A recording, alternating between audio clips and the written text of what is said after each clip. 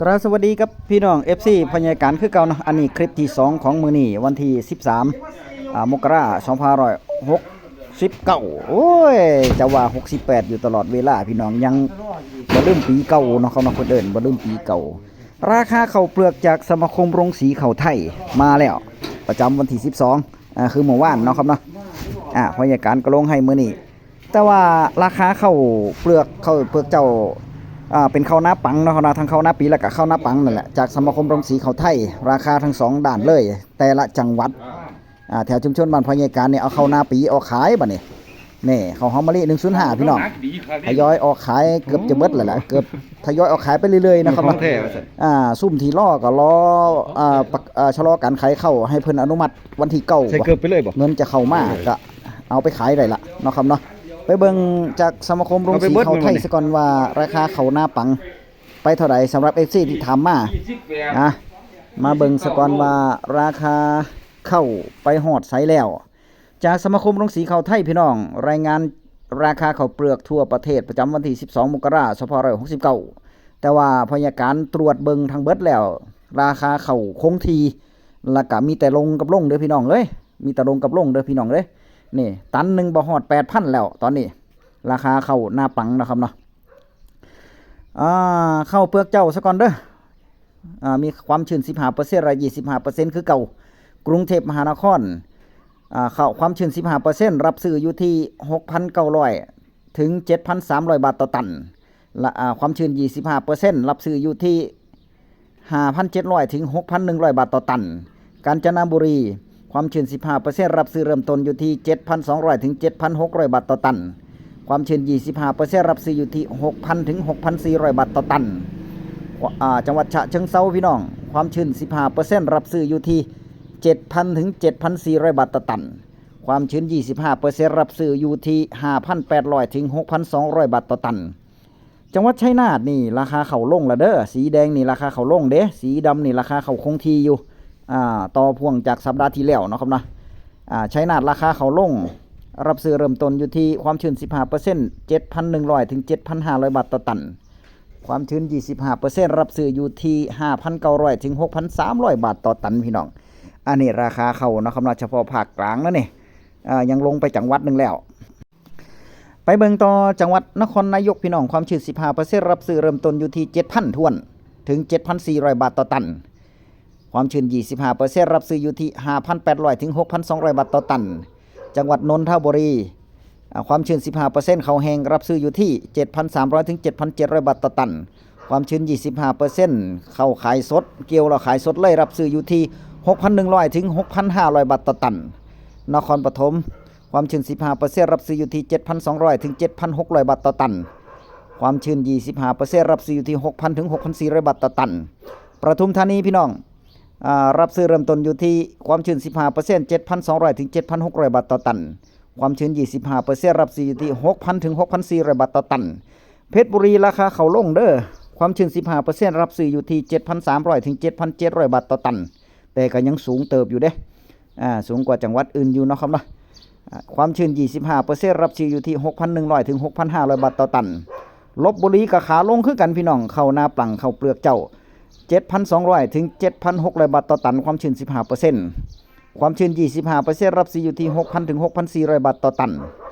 สิงห์บุรีก็ลงคือกันพี่น้องความชื้น 15% รับซื้ออยู่ที่ 7,300 ถึง 7,700 บาทต่อตันความชื้น 25% รับซื้ออยู่ที่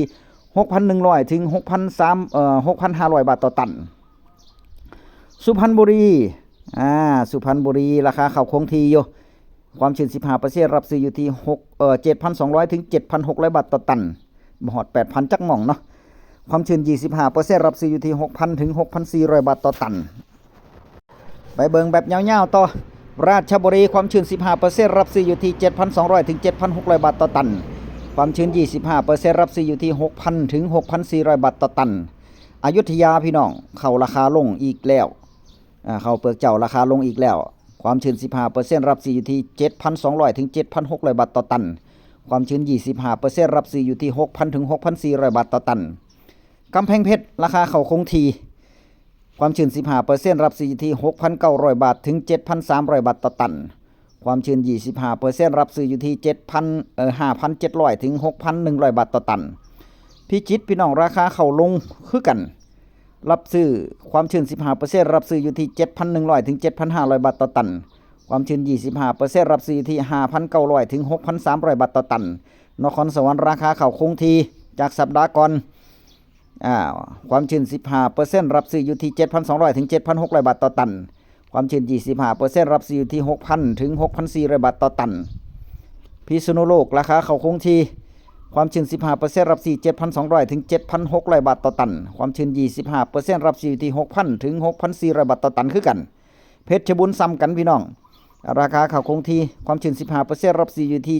7,200 ถึง 7,600 บาทต่อตันความชื้น 25% รับซื้ออยู่ที่ 6,000 ถึง 6,400 บาทต่อตันอุตรดิตถ์ล่ะราคาเข้าลงราคาเข้าลงและอุตรดิตถ์ตะกี้สูงกว่าหมู่เด้อุตรดิตถ์เนี่ยความชื้น 15% รับซื้ออยู่ที่ 7,300 ถึง 7,700 บาทต่อตันแต่ว่าก็ยังถือว่าอยู่สูงกว่าหมู่อยู่เด้รับซื้อสูงกว่าหมู่อยู่ในส่วนของข้าวความชื้น 25% ซ้ำกันพี่น้องรับซื้ออยู่ที่ 6,100 ถึง 6,500 บาทต่อตันนะอันนี้ราคาข้าวเปลือกเจ้าหน้าปังพี่น้องข้าวหน้าปังมาเบิ่งข้าวหน้าปีข้าวหน้าปีข้าวเปลือกเจ้าหอมมะลิเอาปี67ข้าวเก่าปี67ถึง68ปี67ถึง68ข้าวเก่ารับซื้อเหลืออยู่จังหวัดเดียวก็คือบุรีรัมย์พี่น้องข้าวเก่าเพิ่นรับซื้ออยู่ที่ตันละ 16,200 ถึง 17,000 บาทเด้อจังหวัดบุรีรัมย์เนี่ยเพิ่นรับซื้อข้าวเก่าอยู่ในส่วนของข้าวเปลือกเจ้าหอมมะลิข้าวใหม่พี่น้องปี68ทับ69เด้ก็คือแต่ละจังหวัดเนาะครับนะความชื้น 15% ข้าวแห้งหอมมะลิ105บุรีรัมย์รับซื้ออยู่ที่ 16,200 ถึง 17,000 บาทต่อตัน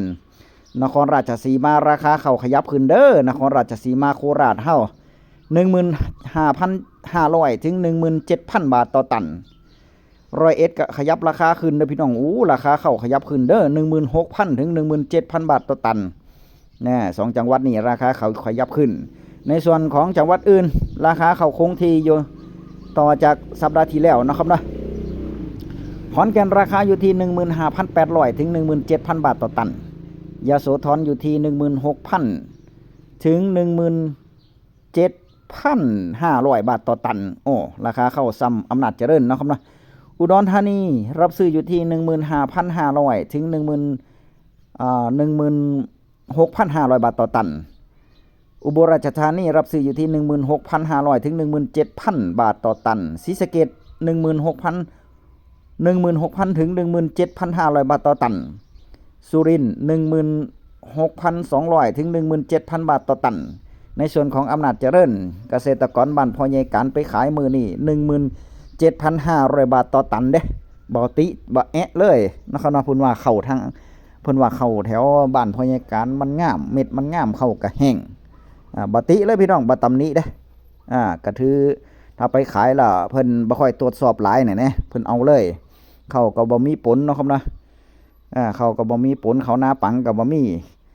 เข้าหน้าปังแถวบ้านพ่อใหญ่การก็บ่ได้เฮ็ดกันเนาะครับนะบ่ได้เฮ็ดกันส่วนมากก็ถ้าเข้าหน้าปังก็จะเฮ็ดเป็นข้าวเหนียวกันเอาไว้กินจังซี่น่ะ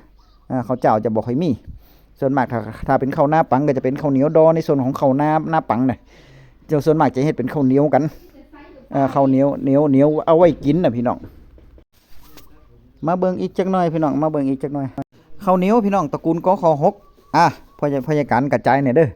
คำว่าข้าวเหนียวกข6นี่หมายถึงว่าข้าวเหนียวกขเตี้ยข้าวเหนียวกขสูงข้าวเหนียวปนขะหรือว่าข้าวเหนียวที่พ่อใหญ่การจำหน่ายอยู่นี่ก็เป็นข้าวเหนียวขายเม็ดพันธุ์เด้พี่น้องพ่อใหญ่การขายเมล็ดพันธุ์เด้ข้าวเหนียวกข6ต้นเตี้ยก็เป็นข้าวตระกูลข้าวกขคือกันพี่น้องเป็นกข6คือกันขายเวลาขายมากกับราคาซ้ำกันเด้อราคาซ้ำกันข้าวเหนียวกข6นี่ราคาซ้ำกันเบิดเลยแต่ว่า